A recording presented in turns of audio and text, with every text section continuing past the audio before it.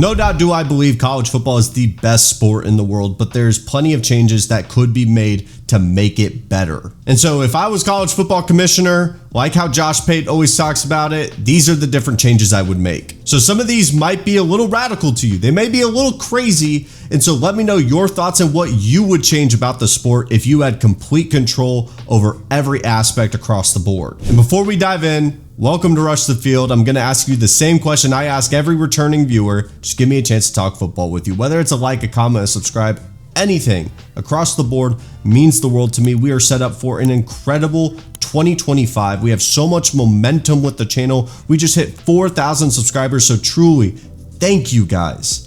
I'm having so much fun and I cannot wait for the year coming ahead. And so what we're going to do is go through a bunch of different categories of college football and we'll present the challenge and what solution I would change around it. And a quick, easy one before we even dive in, a commissioner of college football should be Nick Saban. I think James Franklin just recently talked about in his press conference. I would definitely go with Nick Saban in that situation. So let's go ahead and dive in with the first one, Big Noon Kickoff.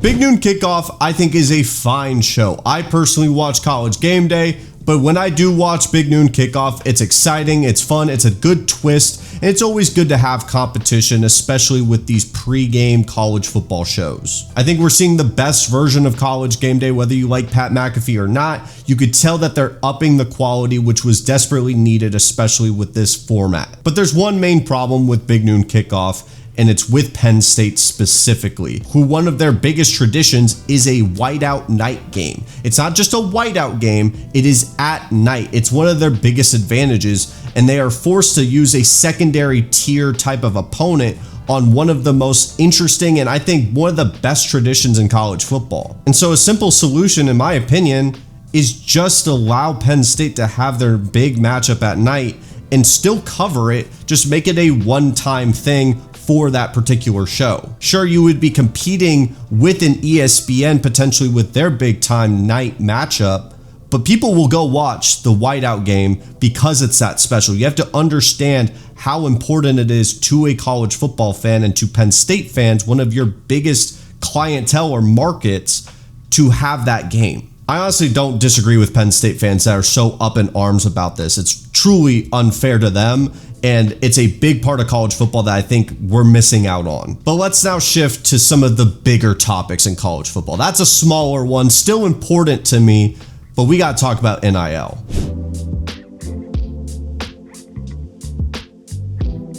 And I hate to be the bearer of bad news. There's not a lot of fixes to NIL that I can conjure up. I think we have two options here because you can't really put the genie back in the bottle. You are going to have to pay players one way or another, or they are going to get paid. It's just going to be in an illegal fashion. Option A, you keep the collectives and you keep the format on how it is right now. I think as time progresses, this is still a new thing. As time continues to go on, these teams are going to get better and more formalized, and there's going to be more organization, and I think it's going to get better. I think the refinement of these collectives is going to have to take time. This is still a relatively new thing. But if they do get refined, is that a state of college football that we want to live in? So we go to option B, which would be the schools actually paying directly. If you did not know, the collectives are not directly with the school. Those are separate institutions. But if we go to revenue sharing, if we go to an organization where you can pay directly from the school, you can introduce things like a salary cap, and there would be a lot more formalization and it would be a lot more refined. But I don't think they're going to go for that. Think about how many years it took for players to even be allowed to get paid. Now think about how long it will take for them to get paid directly from the school. I just don't see it happening within the next 10 years. It might, but it would have to take some seismic changes. So the most realistic option is kind of just letting NIL stand where it is and try to impact everything else around it, like the transfer portal.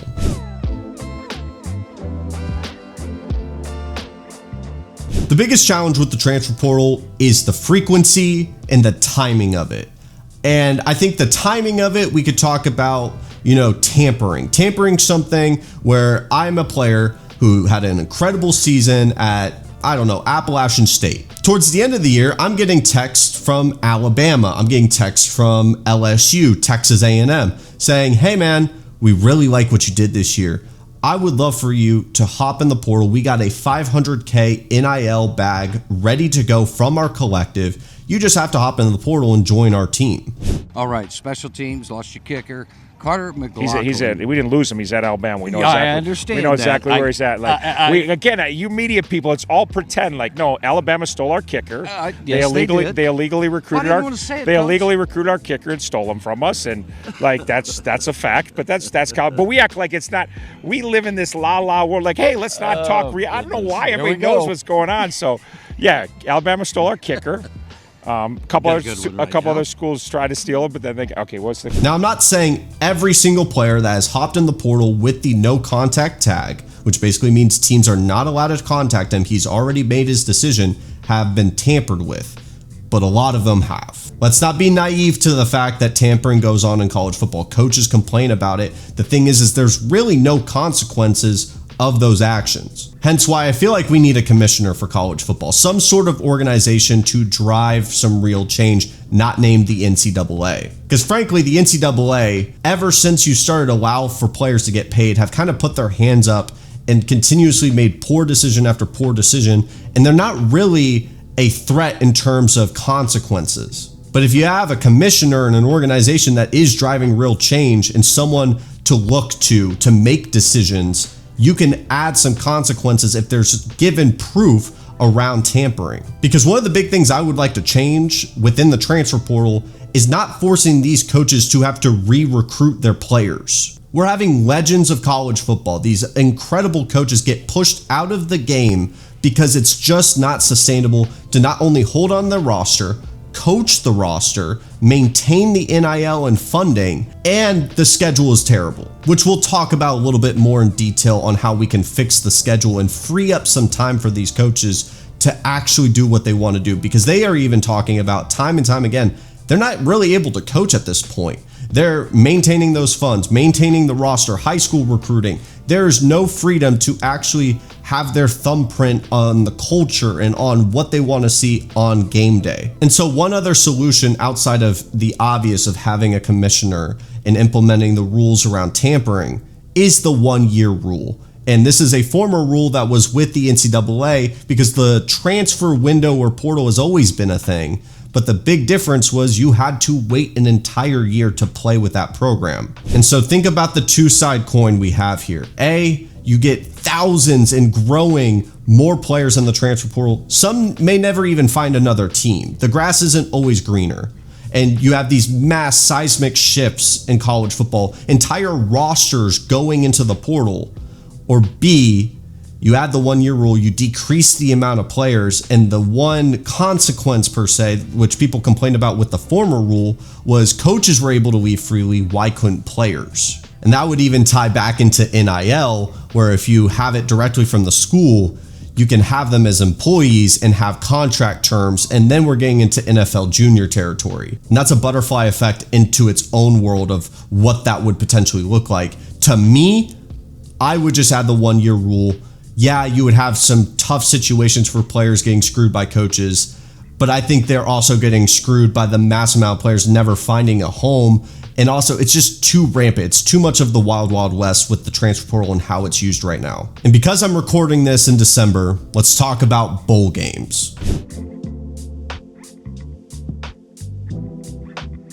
This is probably the most radical idea I have seen, and CFB Budge, I love it. I love this idea so much. It would be really hard to implement, but let me walk you through this. Bowl games used to matter. Don't let anyone ever tell you otherwise, but they objectively don't. They're too risky for top prospects. It was so rare to see a guy like Cam Ward and Shador Sanders and Travis Hunter play in their bowl games this past year. So what can we do to make them matter? Make these matchups interesting. And this idea of putting it at the beginning of next year is so interesting to me. Think of college basketball with their invitationals, their tournaments at the beginning of the year of non-conference matchups. In football, you would now have your week 1 matchup set by the bowl game into the following year. Sure, it's not going to be the same roster anywhere close, but you get to see how they grow over the off season. And I think it would be a more equal week 1 matchup. And plus, everyone would be getting a non-conference opponent. Well, of course, the teams that qualified for a bowl game, and you would be getting the neutral site. And I fully understand scheduling is sent 2-3 years ahead of time, if not longer. But in this world, this is what I would implement. Opt-outs and players sitting out of these interesting pop chart bowls and Cheez-It bowls would be gone. These games would have real meaning and real impact to the regular season in the following year. And then the portal situation where players are hopping into the portal because they have to before the spring semester starts is gone now. Because A, the 1-year rule is implemented, so it's not going to be used as much. And B, you're freeing up that December timeline to be mainly for the college football playoff, and you can shorten the year a little bit. And on top of that, you're freeing up room for coaches to not have to worry about practices to finish the year. They can focus on recruiting, they can focus on their roster, they can focus on other things because the calendar right now is just objectively broken. This is the idea I want to hear the most feedback on.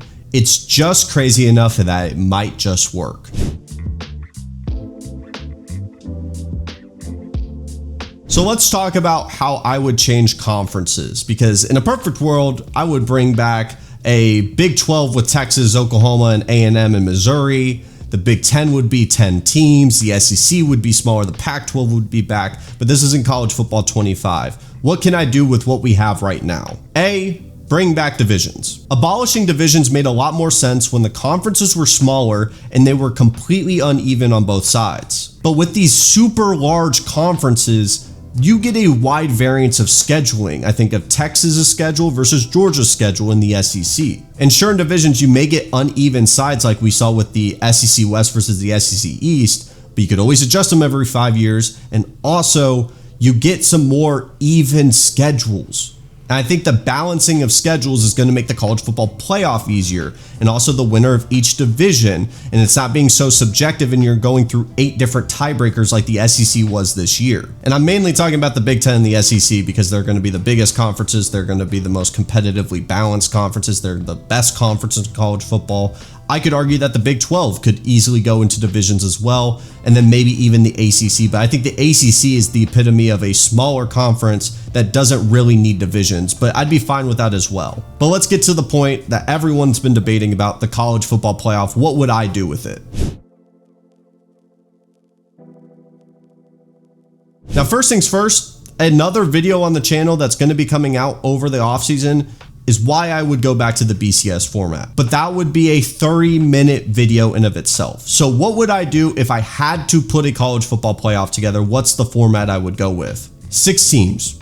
1 and 2 get a bye week, which would most likely be the Big 10 and SEC winner. But I'm not doing auto bids because maybe Clemson gets back to that status that we saw in the 2010s. They would be deserving of that bye week. I also think 6 is probably the farthest I would stretch to it on a team that would be deserving of a chance of the college football national championship, because there's no world where I think the 14th, 15th best team deserves a shot at this, because they don't have a shot. And I think it would be short, quick, straight to the point. It would incentivize winning your conference championship without the need of the auto bid situation. All 6 of these would be at-large situations. It would also get rid of the group of 5 who should get their own playoff at this point. But those are all the changes I would make to college football. I know it was a long laundry list, but if I was the commissioner, these are the changes I would make, and I would let other people try to figure out how to actually get it done. And we would make adjustments along the way and actually be agile and not just waiting around for things to happen and say, oh, we got to make a change now. But with that being said, thank you guys so much for getting to this point in the video. Let me know what your favorite color is. I'm going to start asking questions at the very end, and if I start getting comments on it, that'd be really, really cool. But thank you guys so much. I will see you guys next time, most likely in 2025, and we are set for an incredible year. I'll see you guys next time.